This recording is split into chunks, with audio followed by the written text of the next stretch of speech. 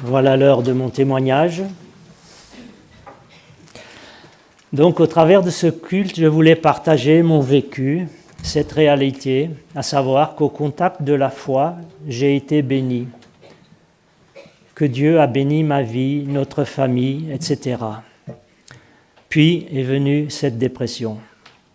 Comme déjà présenté dans le flyer que je vous ai remis, et oui, cela n'arrive pas qu'aux autres. Fin novembre 2019, suite à 2 mois et demi d'insomnie, brusquement mon corps dit stop. En 10 jours, je perds 7 kilos et je me retrouve incapable de faire quoi que ce soit de mes journées. Je sais que pour beaucoup de dames, cet amaigrissement presque instantané serait le rêve, mais pour moi, ça n'a pas été le cas. S'ensuivent 3 hospitalisations, chacune environ de 2 mois. D'abord, une petite parenthèse sur la dépression. En France, les statistiques médicales dénombrent 20% de dépressifs, sans compter les petites dépressions qui se rajoutent encore. Dans ma maladie, en parlant avec les uns et les autres, je constate que beaucoup de gens sont passés par là. C'est quelque chose de sournois. On peut se lever demain matin et être pris par une dépression ou un burn-out. Ça se caractérise par le fait d'être dans ses pensées sans arrêt. On est recroquevillé sur soi-même, désintéressé des autres. Mais il faut consulter, se faire soigner, se faire aider. Le piège, c'est de croire que ça peut passer tout seul. Il faut trouver le bon psychologue ou bon psychiatre. Malheureusement, on n'est pas toujours en état de bien discerner les choses. Mais quand même, au bout d'un moment, on voit si la personne que l'on consulte convient, si on avance vers la guérison ou pas. Mon psychiatre m'a toujours bien encouragé en affirmant qu'une dépression bien soignée finit toujours par guérir. La psychiatrie, c'est aussi la maladie dont on guérit le plus. Nous guérissons par exemple rarement d'un diabète. On reconnaît aussi que la foi en Dieu peut être d'un grand secours, mais malheureusement, ce n'est pas toujours non plus d'une manière systématique. Je reviens à mon vécu. Pendant mon hospitalisation, j'avais un tel mal-être que même sans savoir pourquoi, je me plaignais très très souvent. Je ne m'en rendais pas compte. Cela m'a été rappelé par la suite par une infirmière et je n'en revenais pas, tant je n'en étais pas conscient. Autant ça a été le cas, autant aujourd'hui j'aime le dire à qui veut l'entendre que je suis heureux. Et c'est vrai, je me surprends très souvent en train de siffler. Les peurs, les craintes étaient incontrôlables, irrationnelles. Des petites bricoles devenaient des montagnes. De retour à la maison, j'avais vraiment peur de me retrouver désœuvré et de ne pas savoir que faire de mes journées. Un jour où c'était le cas, quelqu'un a sonné à la porte. Et surprise, mon ami Antoine et ancien associé venait me rendre visite. Avec grand plaisir, on a parlé pendant 1 heure et là, c'était reparti. Parmi les éléments déclencheurs, ça a été le rappel d'un psaume qui m'est revenu à la mémoire. Depuis l'âge de 20 ans, je lis régulièrement la Bible et là, pendant des mois, l'envie n'était pas là. Alors qu'auparavant, et pendant des mois, j'ai plus lu la Bible, alors qu'auparavant, c'était la richesse la plus merveilleuse à laquelle j'avais accès. Un soir, en me couchant dans mon lit d'hôpital, j'appréhendais déjà la nuit quand tout d'un coup m'est revenu à la mémoire le psaume 27 au verset 1. « L'Éternel est ma lumière et mon salut. De qui aurais-je crainte ? L'Éternel est le soutien de ma vie, de qui aurais-je peur ? Je me souviens de m'être dit, ça c'est pour moi, merci Seigneur. C'est ça la foi, l'appropriation de la parole de Dieu, de ses promesses. La guérison a été progressive. Je voudrais préciser aussi que de même que l'on peut vivre sans Dieu, de même on peut aussi aller sur un chemin de guérison sans Dieu, c'est évident. Mais pour moi, même parfois dans mon inconscient, ça a été un soutien plus que complémentaire d'avoir les promesses de Dieu auxquelles le chrétien peut s'accrocher. De savoir aussi que Dieu est mon Père et prend soin de moi, toute petite créature. À l'hôpital, j'étais privilégié puisque j'étais bien entouré. Je recevais 5 à 10 visites par semaine, alors que j'ai constaté que certains patients n'avaient qu'une visite par mois ou tous les 2 mois. Le personnel hospitalier était aussi aux petits soins. Pour quelles raisons j'en suis arrivé là dans ma dépression? Pourquoi j'ai craqué? C'est difficile à dire exactement. Était-ce le stress, l'accumulation d'une fatigue, d'une charge, particulièrement au sein de l'entreprise ces dernières années? Une chose est certaine, différents facteurs m'ont amené dans un état de stress. Pendant 2 mois et demi avant que tout bascule, je me suis battu avec une rhinite qui m'empêchait de dormir suffisamment. 10 jours avant mon hospitalisation, j'apprends que c'est une rhinite nerveuse, d'où le stress. Les canaux se gonflent de sang, me bouchent le nez et je me lève plusieurs fois la nuit pour déboucher le nez. Je reste éveillé, je lis et la suite, vous la connaissez. En sortant de la 3e hospitalisation, nous partons, Catherine et moi, en cure à Saujon, qui se trouve en Charente-Maritime, station thermale dont les eaux sont riches en lithium. Et oui, c'est pas que fait que pour les batteries. Le lithium fut un des médicaments que j'ai pris pendant 2 ans. Maintenant, je suis bien chargé. Si quelqu'un a besoin de recharge, vous savez désormais chez qui aller. L'aller pour Saujon fut laborieux. Je n'étais pas trop bien. Catherine assure les 930 km à elle seule. Comme elle a fait un journal de bord, je lirai quelques extraits. Ainsi, vous aurez un autre regard. Je la cite. Dimanche 9 août 2020, balade de 5 km en vélo jusqu'au port de Ribérou. Au retour, David est si fatigué qu'il veut que j'appelle le SAMU. Mardi 11, levé 7h30, David a peur d'avoir une phlébite. En effet, à l'hôpital, j'ai failli avoir une phlébite puisque les 15 premiers jours, j'étais couché et j'ai dû prendre des piqûres pendant 1 mois. Je lui demande si le caillot peut aller au cœur. Compresse de glace, dans un gant de toilette, etc.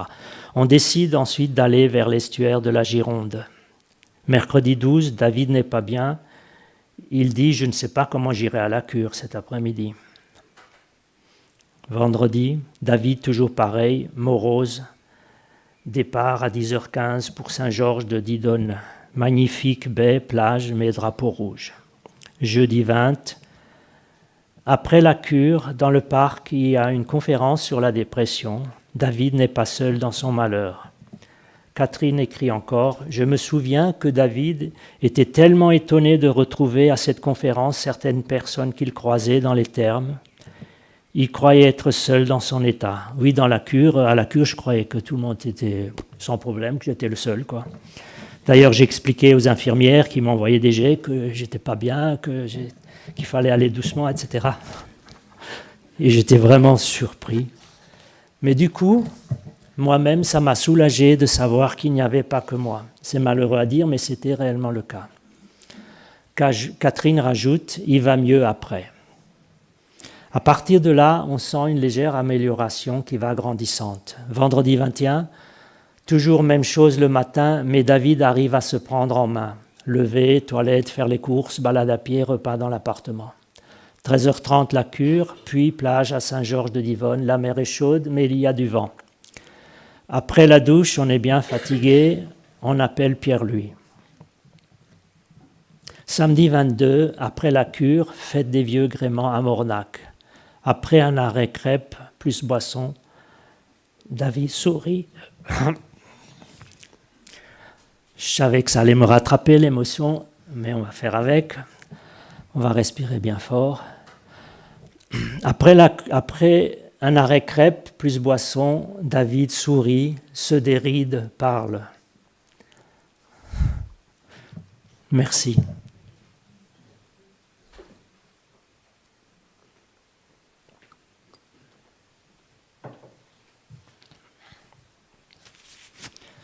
Dimanche 23, levé 8h le matin,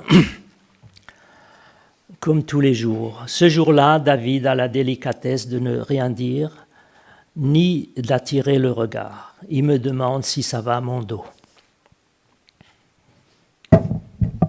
On décide d'aller sur l'île d'Oléron. Visite du musée de l'île, David manifeste de l'intérêt.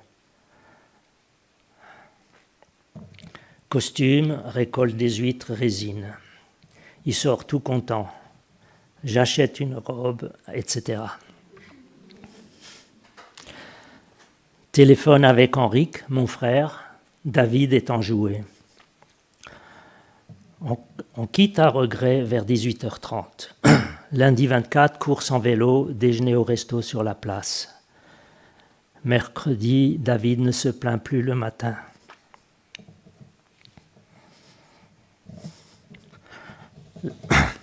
L'après-midi, on retourne à Oléron. Samedi 29, retour à Guémar, trajet de 10h15. Alors qu'à l'aller, Catherine a dû rouler tout seul. Là, j'ai pu rouler un tout petit peu plus que la moitié du trajet. Heureusement, vers septembre 2020, c'est le temps d'une longue remontée. Là, Catherine prend contact avec un nouveau psychiatre en dehors de l'hôpital puisque je n'y suis plus. Il pratique la TCC, la thérapie cognitive et comportementale. J'accroche bien face à quelqu'un de toujours positif et agréable. Vous ne devinerez pas le livre qui me donne à lire.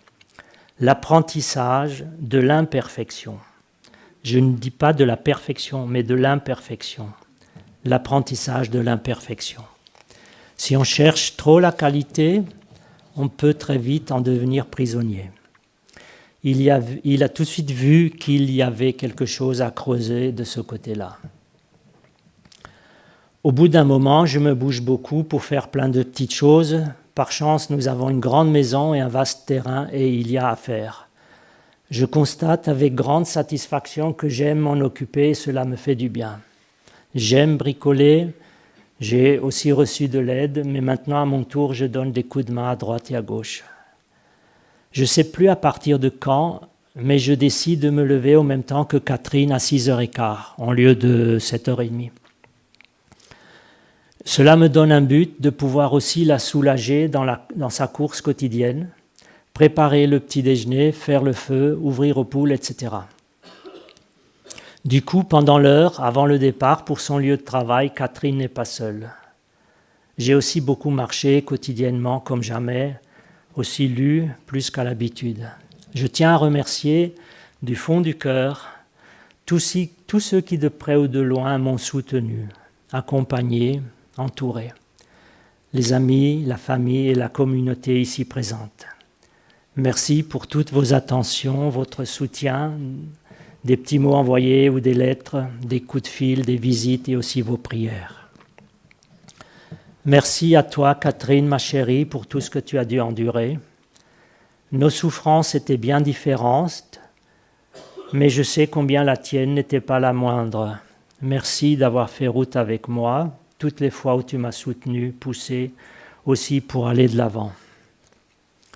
Et pour terminer, j'aimerais dire que certains psaumes parlent aussi de la dépression. Et je me reconnais bien dans ces versets du psaume 42, verset 4. « Mes larmes sont ma nourriture jour et nuit », verset 6. « Pourquoi t'as battu mon âme et gémis-tu au-dedans de moi ? Espère en Dieu, car je le louerai encore. Il est mon salut et mon Dieu. » Plus loin, « Mon âme est abattue au-dedans de moi. » Et le psalmiste termine en rappelant « Pourquoi t'as battu mon âme et gémis-tu au-dedans de moi ? Espère en Dieu, car je le louerai encore. Il est mon salut et mon Dieu. » J'arrive maintenant au bout de mon témoignage et j'aimerais encore dire, pour résumer, que en tant que chrétien, on a les mêmes combats que tout le monde, bien sûr, mais en plus, on a cet accompagnement du Seigneur. Ça nous dépasse, mais malgré notre petitesse, Dieu nous secourt. Pourquoi ces mystères ? Dieu ne nous explique pas tout en long et en large, mais il promet de nous accompagner. Dieu est avec nous même dans le cœur de la souffrance. La difficulté, l'épreuve nous arrête pour reconsidérer la vie. Pour moi, tout s'était effondré, mon équilibre, ma vie. Mais le Seigneur peut comprendre cela, parce qu'à l'apogée de sa vie, il a porté toutes nos angoisses. Dieu sait nous retrouver en particulier, aussi bien dans les moments de peine que dans les moments de bonheur. Je sais que je garde une fragilité, mais je sais aussi que Dieu est à mes côtés. Je veux que le Christ soit au centre de ma vie, si petite soit-elle. Aussi bien dans les fêtes et les gestes de nos quotidiens, Dieu s'intéresse à nous. Que ce soit avec ou sans dépression, l'intention de Dieu est de créer cette relation avec lui. Il dira dans sa parole, « Invoque-moi et je te répondrai ». Et j'aime beaucoup cette dernière parole où Jésus déclare, « Je ne mettrai jamais dehors celui qui vient à moi ». Voilà. Merci pour votre attention. Je vais laisser la place à Alain, notre pasteur, qui prend la suite. Quelle grâce de voir Dieu à l'œuvre dans nos vies. Alors tu as dit tout à l'heure qu'on pouvait être guéri sans l'intervention de Dieu. Je le crois et merci à toute la médecine et à toute la famille médicale avec ce que cela implique pour nous soigner, pour nous aider dans nos souffrances. Mais je ferai quand même une petite nuance. L'homme, dans toutes ses compétences, nous soigne, Dieu nous guérit. Voilà, je voulais juste dire cela. Et puis j'avais prévu, parce que certains m'ont mis en alerte en disant « David a beaucoup de choses à dire, ça va être long Alain ». Et donc hier, vers 2h du matin, mais j'irai te voir et puis tu me rendras compte de cela. Je me suis dit, s'il est trop long, et je ne veux pas que les amis et la communauté soient alourdis par toutes ces choses intéressantes, alors on va réduire, et j'avais vraiment réduit, mais finalement, tu n'as pas été si long que ça. Donc, je vais me maintenir au message que j'avais à cœur de partager avec vous, en accueillant aussi tes amis, et puis les gens de Guémar et d'alentour, et puis la communauté que nous représentons, un petit peu pour faire suite à ce que tu as dit, et voir aussi que, eh bien, dans la Bible, Dieu se soucie de nous. Parfois d'une manière communautaire, on est envahi dans la présence et on est envahi dans la bonté de Dieu. Et puis parfois, parce que nous en avons besoin, parce que nous sommes étrangers à cette bonté de Dieu, ou parce que nous n'y croyons plus, Dieu s'arrête. Le monde continue, mais Dieu s'arrête pour nous rejoindre là où nous sommes. Et c'est un texte emprunt du Nouveau Testament, de l'Évangile de Jean, que nous allons lire ensemble. J'attends juste qu'on puisse me mettre l'écran pour le PowerPoint et voir que, eh bien, il y a un peu de similitude, j'ai envie de dire. Un David en cache un autre. Alors, on n'est pas à la station thermale de Sochon, dans la Charente-Maritime. On n'est pas loin de Jérusalem à Bethesda. C'est un autre récit, un récit de guérison. Mais j'ai envie de dire certainement aussi, il y a une phase de dépression dans ce personnage, dans ce témoignage. Voilà, avec un titre, « Relevé par la puissance de la grâce ». Et le texte se trouve dans l'évangile de Jean, chapitre 5, et on lira les 15 premiers versets ensemble. Après cela, il y eut une fête des Juifs, et Jésus monta à Jérusalem. Or, à Jérusalem, près de la porte des brebis, il y a une piscine qui s'appelle en hébreu Bethesda et qui a 5 portiques. Sous ces portiques étaient couchés en grand nombre des malades, des aveugles, des boiteux, des paralytiques, et j'ai envie de rajouter des dépressifs. Là se trouvait un homme malade depuis 38 ans. Jésus, l'ayant vu coucher et sachant qu'il était là depuis longtemps, lui dit « Veux-tu être guéri ?» Le malade lui répondit « Seigneur, je n'ai personne pour me jeter dans la piscine quand l'eau est agitée. Et pendant que j'y vais, un autre descend avant moi. »« Lève-toi, lui dit Jésus, prends ton lit, ton grabat, et marche. » Aussitôt cet homme fut guéri, il prit son lit et marcha. C'était un jour de sabbat. Les Juifs dirent donc à celui qui avait été guéri, « C'est le sabbat, il ne t'est pas permis d'emporter ton lit. » Il leur répondit, « Celui qui m'a guéri m'a dit, « Prends ton lit et marche. » Ils lui demandèrent, « Mais qui est cet homme qui t'a dit, « Prends ton lit et marche » ?» Mais celui qui avait été guéri ne savait pas qui c'était, car Jésus avait disparu de la foule qui était en ce lieu.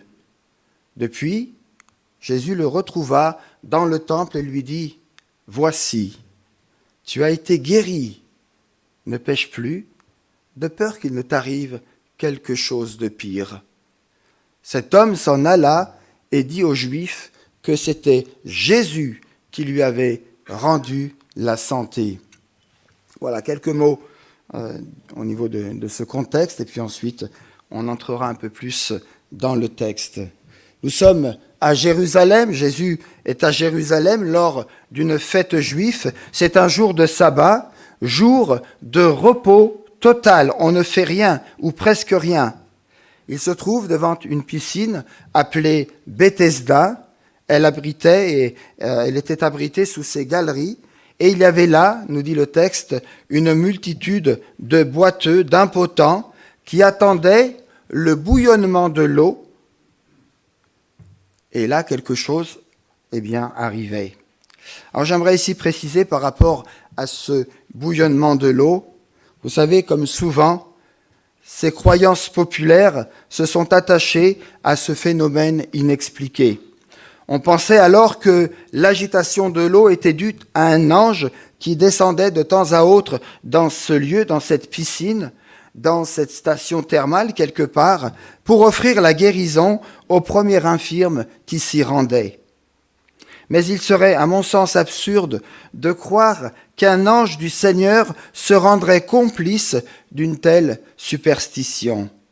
Voyez-vous, Dieu n'organise pas des concours de vitesse pour se précipiter dans le bassin. Il n'offre pas aux vainqueurs le privilège d'être guéris. Tant pis pour les autres. Faut-il le rappeler, de tout temps, les maladies ont suscité ici ou là bien des superstitions. On parle ici de Bethesda. Bethesda, que dire? Une source aux vertus curatives? Oui, certainement. D'ailleurs, la traduction de ce nom veut dire, en fait, maison de compassion. Maison de compassion, c'est ce que l'Église est appelée à être et à devenir. Et j'espère que nous travaillons et nous le faisons dans ce sens. L'Église de Jésus-Christ, quelle que soit l'Église, est appelée à être un lieu d'accueil, un lieu de compassion.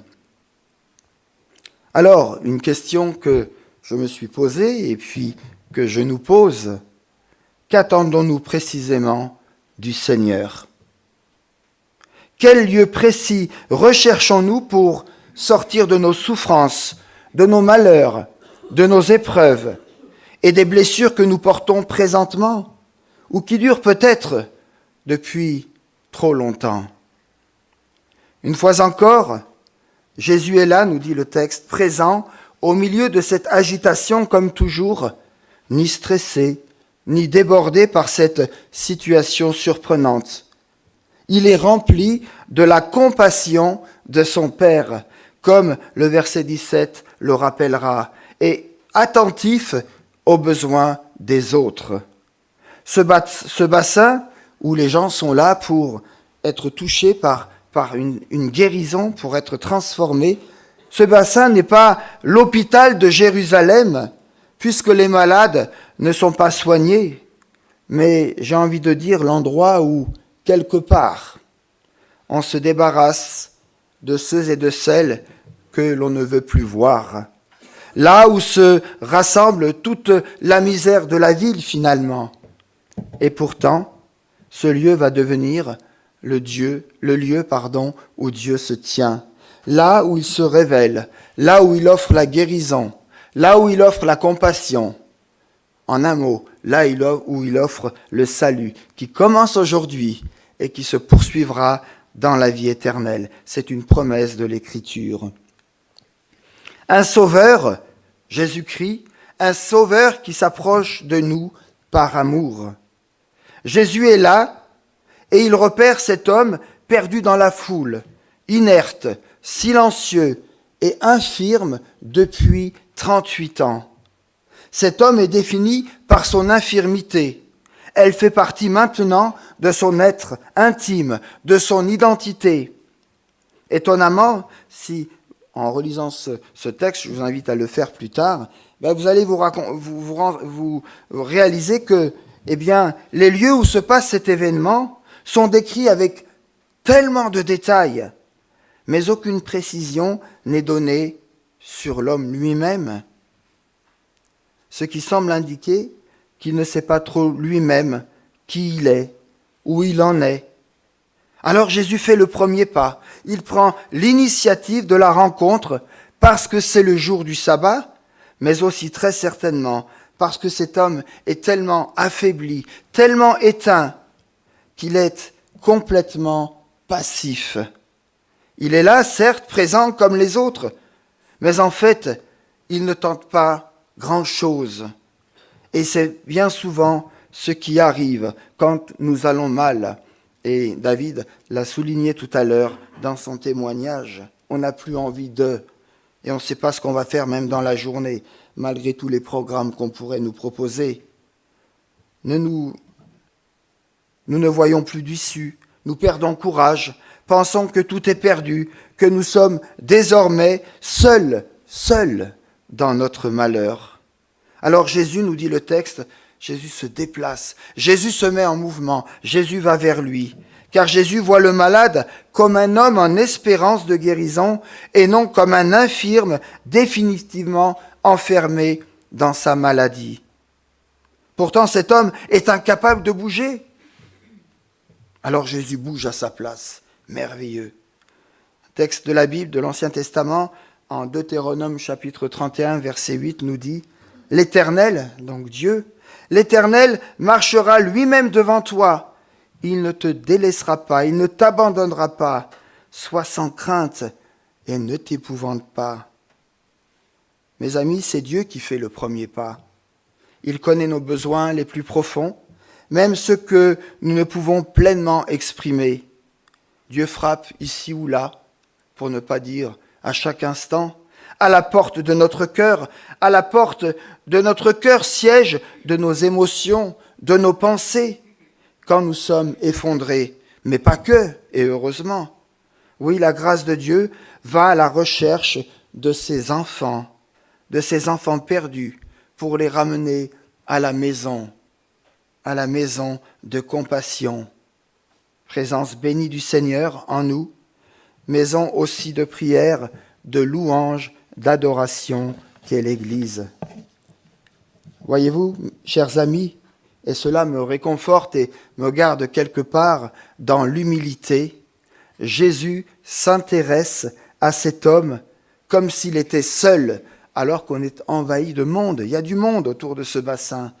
Jésus s'intéresse à cet homme comme s'il était seul, comme s'il était venu pour lui en particulier. Il prend le temps de le regarder, il prend le temps de lui parler, de le questionner. Il accueille sa réponse, il se met même en mouvement pour cet homme. Et je crois que c'est là quelque part le premier miracle, car Jésus fait vivre quelque chose de fondamental, fait comprendre quelque chose de fondamental lié à la guérison à cet homme, celle de lui révéler qu'il a de la valeur, qu'il est une personne à part entière, qu'il compte pour quelqu'un, qu'il est digne d'intérêt et qu'il est donc aimé de façon unique, comme chacun d'entre nous qui nous tenons là ce matin dans ce lieu. Est-ce que j'ai besoin, moi aussi, de ce premier miracle dans ma vie, aujourd'hui, ce matin ?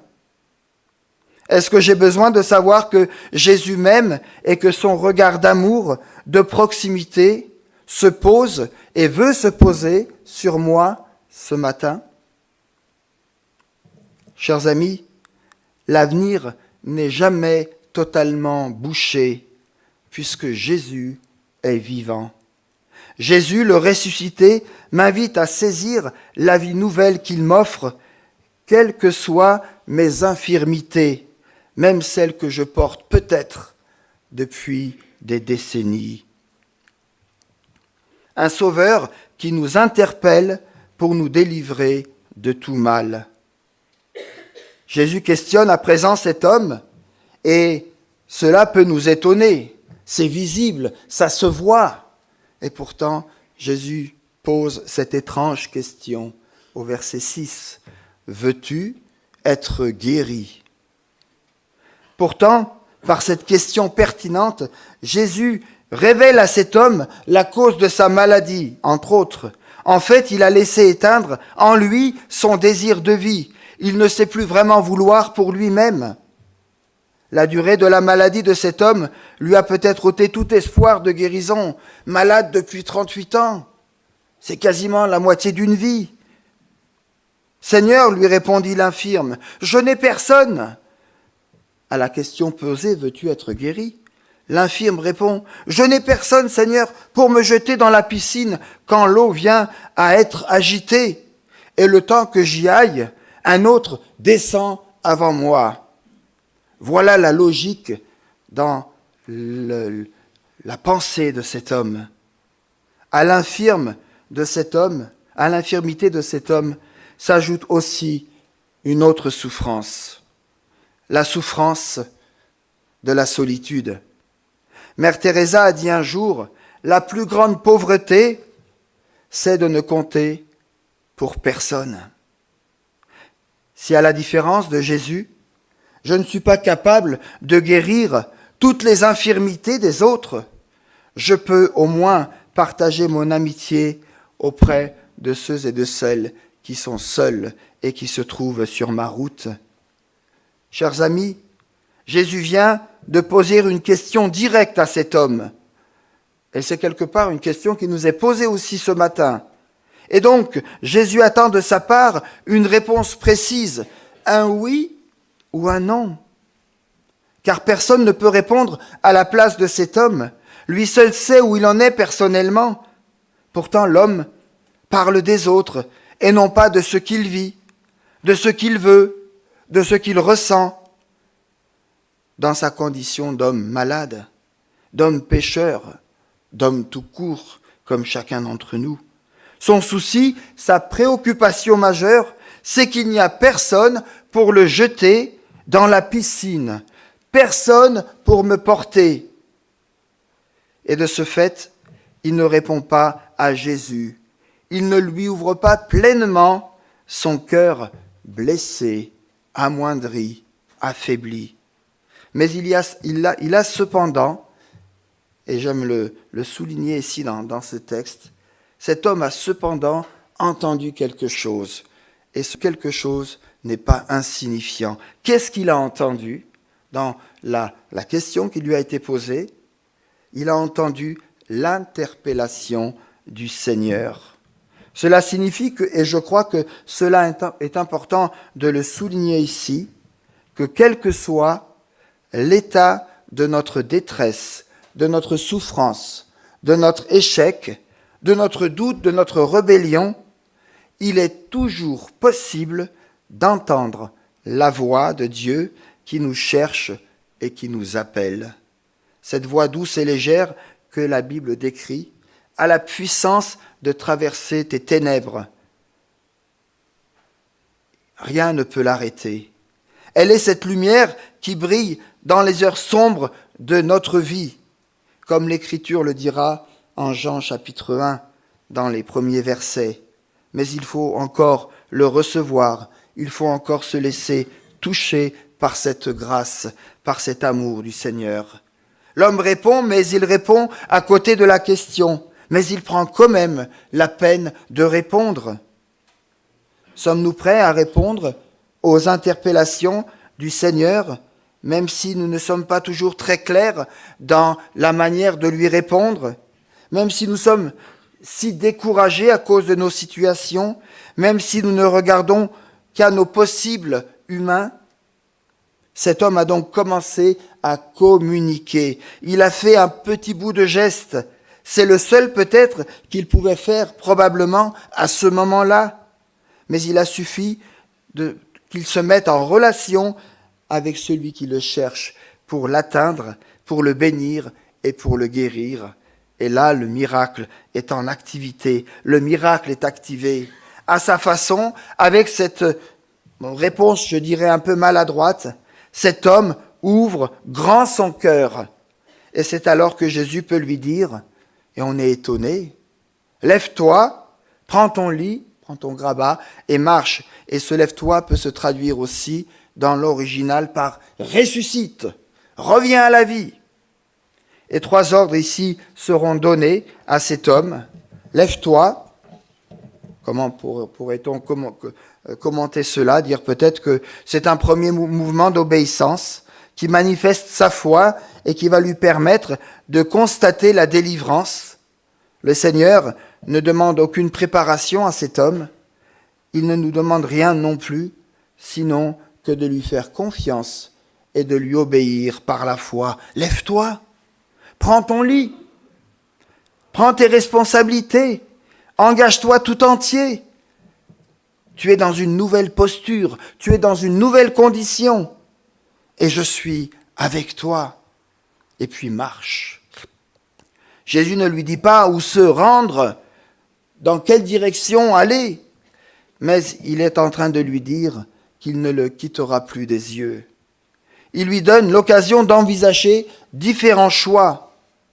À nous non plus, quelque part, Jésus ne nous fournit pas un carnet d'adresses, un carnet de route détaillé, mais il nous dit la grandeur de son amour, avec l'intérêt qu'il porte pour chacun de nous, avec l'intérêt qu'il porte dans ces mots, « Toi, suis-moi ». Et c'est une invitation ce matin pour chacun d'entre nous. Là où nous sommes, quelles que soient nos fragilités, quels que soient nos mouvements de vie, suis-moi, nous dit le Seigneur Jésus. Et aussitôt, le texte biblique de nous dire, l'homme fut guéri. Il prit son grabat, se mit à marcher. Et je pense à ce texte du psaume 33, verset 9, qui dit, « Car Dieu dit, et la chose arrive, il ordonne, et elle existe. » Merveilleux verset. L'ordre d'accepter la vie et la guérison est donné par Jésus, et cet homme y obéit. Il ne sait pas qui est encore Jésus, mais il pense que celui qui lui parle est porteur de vie. Et pour cause, car sans le savoir encore, il est en présence de celui qui est la résurrection et la vie. Cet infirme aurait pu rester encore couché, mais ici, il décide de croire, il adhère, il reçoit la vie qui lui est offerte. Et c'est ce que Dieu nous demande aussi. Un sauveur qui nous rend participants de l'intervention de son action. Jésus ne touche pas cet homme comme ailleurs dans d'autres textes, nous le voyons. Il ne lui prend pas la main pour l'aider à se relever, car la guérison de cet homme passe ici d'abord quelque part dans une confiance personnelle qu'il a à retrouver, et donc en retrouvant cette confiance, eh bien, la confiance en Dieu lui-même. Il doit choisir lui-même de se lever, de retrouver le désir de vivre. Et tu en as parlé un peu aussi tout à l'heure, David, dans ton témoignage. Chers amis, à force de demeurer dans un état spirituel d'échec, de doute, de découragement, d'incapacité, nous pouvons nous aussi perdre le goût à la vie abondante et joyeuse que Christ est venu nous offrir. Nous ne faisons alors plus d'efforts et nous nous laissons vivre un peu comme le dépeint le livre des Proverbes au chapitre 24 qui nous dit « un peu de sommeil, un peu d'assoupissement, un peu croiser les mains pour dormir et la pauvreté te surprendra comme un rôdeur et la disette comme un homme en armes. » Et ainsi nous nous laissons parfois insensiblement portés par les autres ou par les situations, au lieu de les affronter en nous levant au nom du Seigneur Jésus et d'y faire face. La parole de Dieu nous dit « Tout don parfait et toute grâce excellente vient du Père des Lumières, chez lequel il n'y a ni changement, ni ombre de variation. Jacques, chapitre 1er, verset 17. Ceci pour nous rappeler avec force que tout nous est donné dans une totale gratuité, comme pour cet homme infirme que Dieu vient de guérir. Mais il nous demande un acte intérieur, un acte personnel, celle de notre participation qui accepte par la foi l'œuvre de transformation que Dieu vient opérer en chacun d'entre nous. Voyez-vous, nous avons nous aussi notre part à faire, un bout de chemin à faire en portant notre lit ou autre chose, qui peuvent être nos épreuves, nos écharpes, nos échecs, nos souffrances, que sais-je encore, mais par la grâce de Dieu, le temps viendra un jour où nous pourrons nous en débarrasser et par la grâce de Dieu de vivre enfin pleinement libérés. Dernier point, un sauveur qui veille sur nous et qui nous donne la capacité de vaincre. Verset 14, nous lisons, « Après cela, Jésus le rencontra dans le temple et lui dit, « Te voilà guéri, ne pêche pas ou ne pêche plus, de peur qu'il ne t'arrive pire. » Le texte ne nous dit pas pourquoi il se retrouve dans le temple. Peut-être pour rendre grâce, peut-être pour remercier Dieu pour la guérison dont il a été l'objet. Rien ne nous est dit. Mais il est là, au bon endroit, dans le temple. Et là, dans le temple, Jésus le rencontre. Sur sa route, cet homme guéri, donc, rencontre Jésus. Et Jésus ne lui fait aucune menace, aucun reproche. Cet homme était comme mort quelque part, et il est revenu à la vie. Il est maintenant debout sur ses deux jambes. Aussi, à cette étape précise de sa vie, Jésus peut à présent le mettre face à ses responsabilités, c'est-à-dire, tout simplement, le responsabiliser. Il est maintenant cet homme capable de comprendre ce qui lui est arrivé après coup, et il peut peut-être regarder le mal en face, le nommer, parce qu'il a maintenant rencontré en la personne de Jésus l'amour vrai, l'amour perceptible de Jésus, l'amour qui guérit, l'amour qui nous retrouve, cet amour vrai, cet amour sincère qui ose aussi nous avertir, qui ose aussi nous alerter et qui nous dit quelque part, ne reprends plus tes vieilles habitudes, laisse-les. Veille sur toi-même, prends soin de toi, de la nouvelle vie qui t'est accordée. Cette mise en garde montre que Jésus lui a donné la capacité de vaincre son péché et que désormais il a le pouvoir de l'abandonner. Il me semble que nos rechutes que nous connaissons parfois ne signifient pas qu'il nous arrivera quelque chose de pire encore. Je crois que Dieu est celui qui est toujours prêt et seul à nous pardonner, à nous relever si nous confessons et nous reconnaissons nos torts, nos erreurs. Et il y a ce beau texte de l'épître de Jean, 1 Jean 1,9 qui nous dit « Si nous confessons nos péchés, il est fidèle et juste pour nous les pardonner et pour nous purifier de toute iniquité. » Mais alors, comment comprendre cette parole de Jésus qui peut être un peu choquante lorsqu'il déclare à cet homme maintenant guéri, « Va et ne pêche plus ». La maladie de cet homme était peut-être liée à un péché particulier qui n'est pas précisé ici, mais qui sous-entend dans la bouche du Seigneur Jésus cette recommandation solennelle qui dit « Ne te laisse plus aller à la vie de désordre que tu as menée autrefois, à la vie sans Dieu finalement. Va en vivant à présent de la grâce et de l'amour de Dieu que tu viens de découvrir et qui vont t'accompagner tous les jours de ta vie, de peur qu'il ne t'arrive quelque chose de pire. » On l'aurait peut-être pas mis, ce petit bout de phrase, ce petit bout de verset dans ce texte. Qu'y a-t-il de pire que 38 années d'infirmité, dites-moi? Se sentir coupable un peu plus de son infirmité? Être totalement exclu de toute espérance?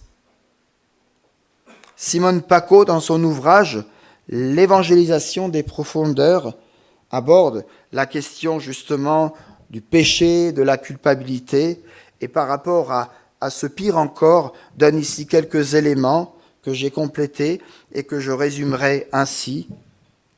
Le pire encore, c'est de se coucher passivement après une rechute, au lieu de saisir son lit, son mal, son péché, pour se relever et pour se remettre en route.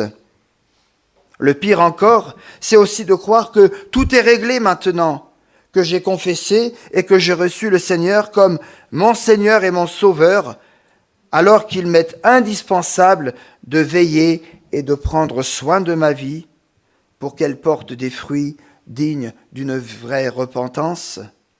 Le pire encore, c'est de ne plus compter sur la grâce de Dieu. C'est de s'immobiliser de nouveau dans l'impuissance, dire que c'est ainsi, c'est notre destin. Mais ça, c'est un mot un peu piégé, je trouve. Et que finalement, rien ne changera. Le pire encore, c'est d'oublier que le Seigneur a fait, c'est d'oublier tout ce que le Seigneur a fait pour moi en continuant de vivre sans tenir compte de sa volonté à mon égard. Le pire encore, c'est peut-être de m'obstiner à refuser la main tendue de Dieu que la Bible appelle et dénote par cette grâce. La grâce de Dieu qui m'invite à la repentance et qui découle du salut en Dieu. Ce salut qui est appelé la vie éternelle que Jésus est venu m'offrir par sa mort et par sa résurrection. Alors, chers amis, j'ose dire, de la part du Seigneur, levons-nous ce matin. Levons-nous sur la parole du Seigneur et marchons avec lui. Pas à côté, pas derrière, mais à côté du Seigneur, en déposant à ses pieds tout ce qui nous tient encore peut-être couchés, paralysés, et qui nous condamne à rester passifs. Passifs dans notre vie, passifs dans l'appel que Dieu nous adresse personnellement, passifs dans notre acte de foi qui est nécessaire et qui vient nourrir au quotidien notre confiance dans toutes les promesses de Dieu, passifs dans notre témoignage et notre amour aussi pour Dieu, mais aussi envers les autres. Je disais tout à l'heure que Bethesda se traduit par maison de compassion.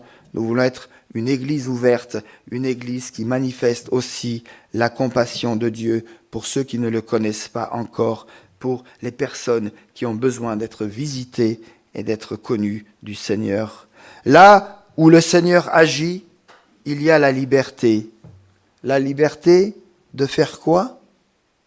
La liberté d'adorer de manière personnelle, de manière communautaire, sans contrainte rituelle, mais d'une manière spontanée. La liberté de m'approcher de Dieu et de croire qu'il existe et qu'il récompense ceux qui le cherchent sincèrement. Nous en avons eu un bon exemple au travers du témoignage de notre frère tout à l'heure. Alors venons à lui, recevons sa délivrance et adorons.